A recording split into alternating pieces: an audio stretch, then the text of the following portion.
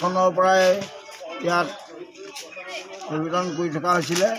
আজি আমাৰ তিনিদিনীয়া কাৰ্যসূচীৰে সদৌ অসম এখন ভাগৱতী সমাজৰ হোজাই জিলাৰ সৌজন্যত তিনিদিনীয়া কাৰ্যসূচীৰে আমি ইয়াত মহাপালনা ভাগ উদযাপন কৰিছোঁ। আৰু ইয়াত আমাৰ কমেও ৫,০০০ ভক্তই আমাৰ হোজাই জিলাৰ ভক্তই ইয়াত যোগদান কৰি এই মহাপালনা ভাগ তিনিদিনীয়া কাৰ্যসূচী সম্পাদন কৰে। আজি তৃতীয় দিনৰ দিন। কালি মহাপালনাম ভাগ অনুষ্ঠিত হৈ গৈছিল। তাতে বহুত জনসংখ্যা আয়তী সাধু বৈষ্ণৱ সকলোকে আহি আমাক দৰ্শন দিছিলে।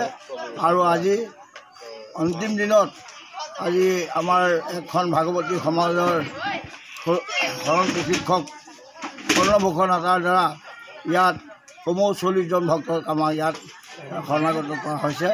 এই নাম ধৰ্মত তেওঁলোকে শৰণ কৰিছে আৰু শৰণ লৈছে।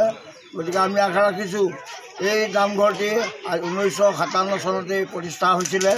গতিকে তেতিয়াৰ পৰাই আমাৰ ভক্তসকলে ভগৱন্তৰ চৰণত সেৱা পূজা নমস্কাৰ কৰি আহিছে। আৰু কৃপালু বা বিশ্বৰ আচাৰ্যবাবৰ সৌজন্যত 1973 চনত এই নামঘৰ ইয়াত এখন ভাগৱতী সমাজৰ সকলো আমাৰ ভক্ত আহি ইয়াত শৰণাগত হৈ এই উক্ত দিনৰে পৰা আমি এখন ভাগৱতী সমাজ অসম জালুকুটিৰ সৌজন্যত ইয়াত আমি অনুষ্ঠিত কৰি আহিছোঁ।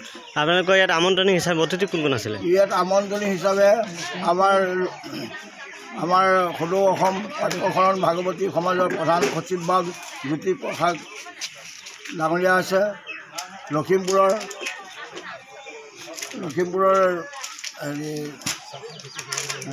কেন্দ্ৰীয় প্ৰাদেশিক আৰু জিলাসমূহৰ নানান জিলাৰ পৰা যেনে মৰিগাঁও, দৰং, তেজপুৰ, মঙলদৈ ভক্ত আহি ইয়াত যোগদান কৰিছে। আপোনালোকৰ ৰাইজৰ কিমান সমাগম হ'ল?